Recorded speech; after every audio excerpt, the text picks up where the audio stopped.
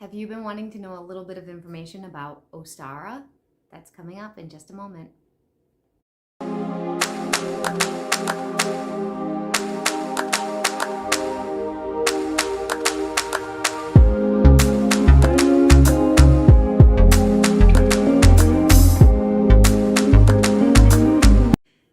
Hey guys, it's Mel from Melsdivination.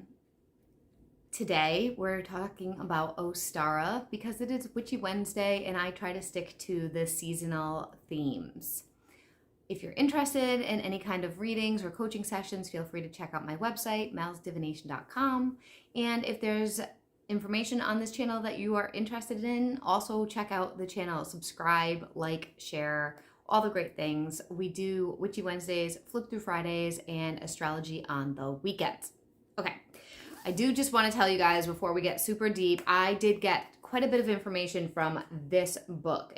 I know it's reversed, I'm sorry. It's Ostara. It's from Llewellyn Sabbath Essentials.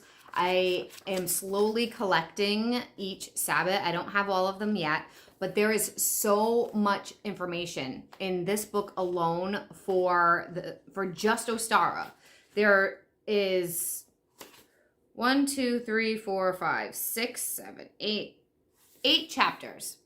Talking about the old ways, the new ways, spells and divinations, recipes and crafts, prayers and invocations, rituals of celebration, and correspondences. So if you are looking for a more in-depth thing, I highly recommend this book. Okay, I got it on Amazon I actually got it for a Christmas present. It's $12.99, brand new. Okay, so what I'm going to go over, I have notes below. This is a very abbreviated version of Ostara because it's short and simple, and a lot of you already know Ostara without even realizing it, okay? Ostara is a pagan holiday that celebrates the spring equinox, which usually falls around March 20th, 21st, in that area in the Northern Hemisphere. It's one of 8 major holidays or Sabbats that many pagans celebrate. Now, I'm saying pagan. It's also, pagan is a very umbrella term, okay? So witches, witchcraft, sometimes I believe Wiccans celebrate this as well. I'm not 100% sure, but pick and choose what resonates with you, okay? Don't feel like you have to do this. Don't feel like you're less of a witch, less of a pagan, less of whatever if you don't. Celebrate what resonates with you, okay? The name Ostara comes from the Germanic goddess named Esoter. E-O-S-T-R-E. When I'm editing, I'll put it over here. Esoter is, I think, how to pronounce it. Who was associated with the spring and the dawn. Some scholars believe that the Christian holiday of Easter also came from the name Esoter because it's very similar. During Ostara, pagans celebrate the return of spring, the renewal of life. It's time to honor the balance between the light and the dark. If you're not familiar with science and the way the seasons work and the suns and all that, the sun and all that, when it's the equinox of spring or fall, we literally have an equal amount of sunlight and daylight, okay, during that day. It's an equality thing of both. We have as much sunlight as we do night, both in the spring equinox and in the fall equinox, all right? So that's part of that coming back into balance, light and dark of things.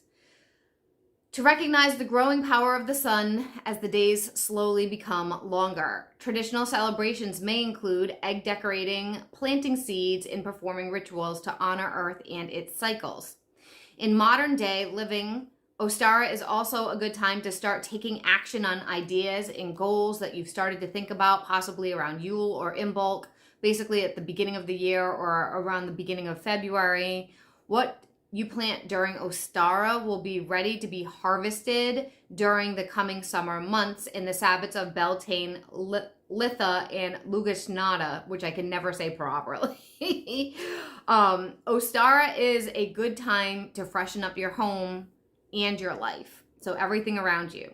Take time to do some spring cleaning not just necessarily in your home, but in other spaces that you are in for a lot of time, like your car, your computer, your phone, your workspace, things of that nature.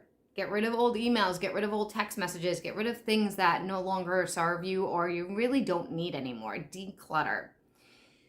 Now, the correspondences of Ostara, the colors are green, pink, and blue, but basically think of anything that's pastel. Yellow, light orange, anything, lavender, pastel colors, mostly. Food associated with it are eggs, honey, greens, and baked goods.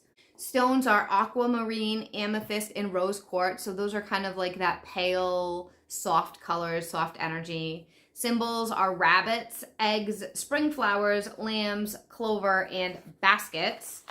And flowers are or plants are clover, daffodil, crocus, and tulips, because that's what comes up around this time of year. Think of it like that. If you live, I mean, it does depend on where you live, because I live in New England, so stuff is still mostly dead right now. The plants are not really growing yet, but there are like early bloomers, early growers, and tulips and daffodils and crocus are definitely early bloomers. Overall, Ostara is a time to celebrate new beginnings, growth, and the beauty of nature. So get outside, go for a nature walk. That's pretty much the whole thing. I didn't want to get too deep. Like I said, it's just a quick little skimming of Ostara. Maybe next year when I have more time to put things together, I could do a further in-depth one of this. But do what resonates with you. It is so similar to Easter. If you're familiar with Easter and Easter eggs and baskets and candy and getting outside and flowers and bunnies and baby chicks and baby animals, it's so similar when it comes to things like that, correspondences, that you can pretty much do it no matter where you are. I hope that you are well. I hope to see you soon and have a wonderful day. Bye.